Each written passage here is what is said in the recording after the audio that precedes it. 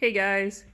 So sorry, I'm sorry that the live feed didn't work. There's just not enough internet feed out here to work. So it started with this. This is my little barn familiar. She doesn't have a name. She's a stray kitty that somebody like dropped off here a year or more ago. She made it all through last winter by herself, but I felt bad for her, so I started feeding her today, or not today, this year, in the fall. And she used to not be able to get anywhere near her, but now you can. Come here, kitty. Mama. Meow, meow, meow, meow, meow. So she's still not like completely tame. This is pretty tame, but she won't let me like pick her up or do any of that stuff. And if you can see that she holds her left eye a little bit more closed than her right eye. She's actually got like an ulcer or some sort of thing going on there, but she won't really let me look at her enough. You can see it there. Okay, let's go look at the horses. All right. Oh, sorry. I'm not going to hurt you. You're all right. You stay put.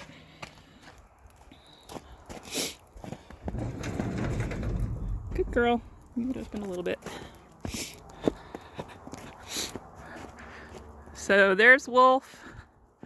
There's Cree. Cree is a 21-year-old gelding. Both of them are ex-race horses. Cree raced until he was almost 8 years old, which is a long time. He came all the way across the United States. He was born in British Columbia.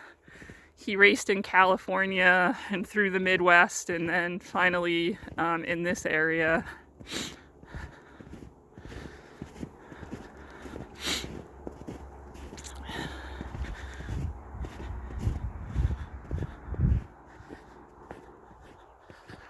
Good boy, Cree. And that's his registered name, actually. His name is Cree. So there he is. Good boy. You saying hello? There you go. That's a good boy. Good boy, creature. Cree has a problem that a lot of gray horses have. I don't know if you'll be able to see it. Just because he's really fluffy right now. But a lot of gray horses get melanoma. And he's got a lot of it, actually. Ooh. Come here, buddy. I don't know if he's gonna let me hang out with him or not without the halter on. Good boy. Can we look at you? Easy. Of course, it's gonna be on the shady side. I don't know if you can see like this right here. This is his parotid salivary gland, and it was for like 10 years now has been afflicted with, he doesn't like it, with melanoma. So that's a big bump there. You can see he doesn't have it on this side. This is that area on the other side, right? So he's got a big mass there. He's a jerk, I'm sorry. Stop. This is his mane. You can see he has little whorls on his crest there that make his mane grow all funny. It like flips over to both sides. Good boy. You're a jerk. We're gonna go look at Wolf because she's nicer.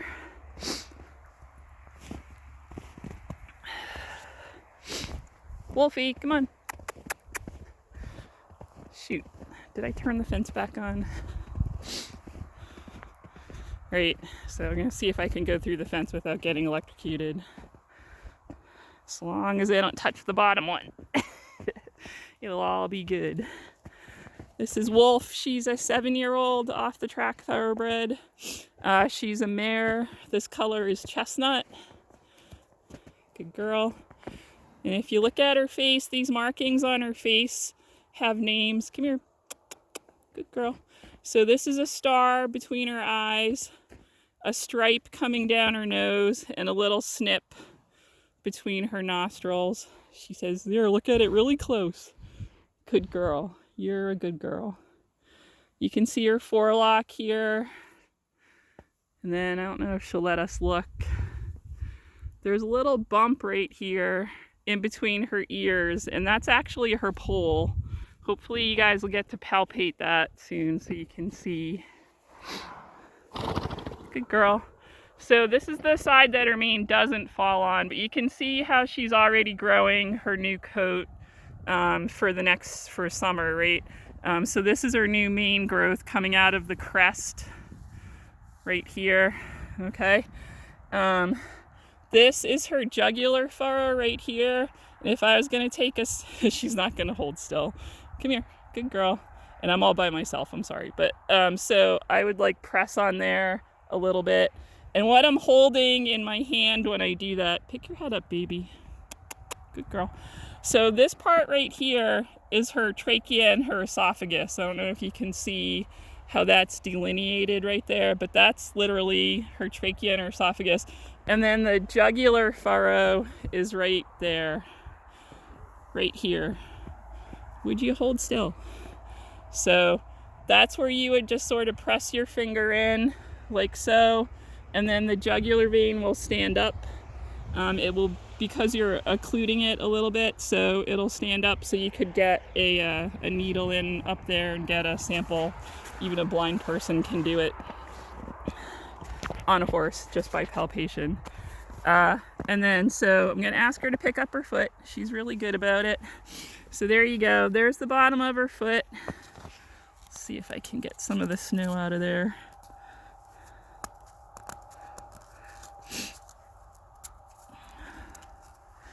And you can see, hopefully, that the sole is this white part, and then the wall, which is just a continuation, right? That's the outside of her foot.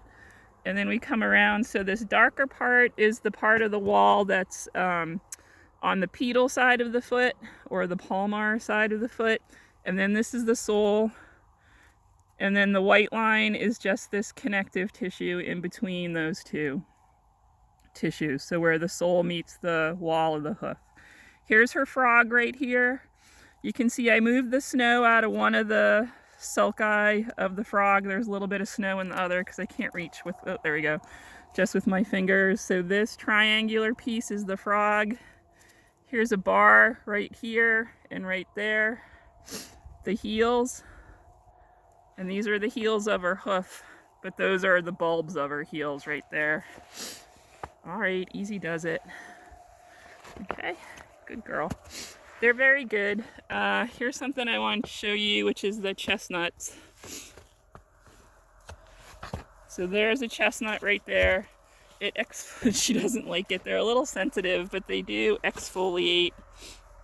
So you can sort of peel them off. I'm not gonna do it, but she has one on the front.